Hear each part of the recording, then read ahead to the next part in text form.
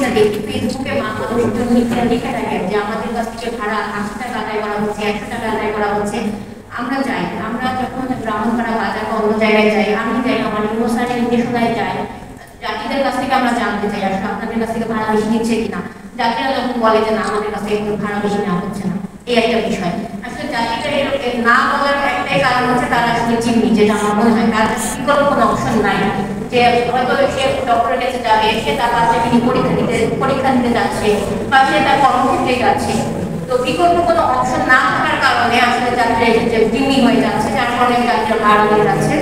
Sir আমি যেটা বলতে চাচ্ছি, মনে হয় আমাদের গণপরিবহনে অগ্রতুলতা যেটা, আমাদের বাস বন্ধ কিছু নাই, এর জন্যই আসলে যাত্রীরা মানে সিএনজি চালকরা এই ধরনের করার সুযোগ পাচ্ছে। আর আরেকটা বিষয় আছে, সেটা হচ্ছে ফুটপাতের বিষয়।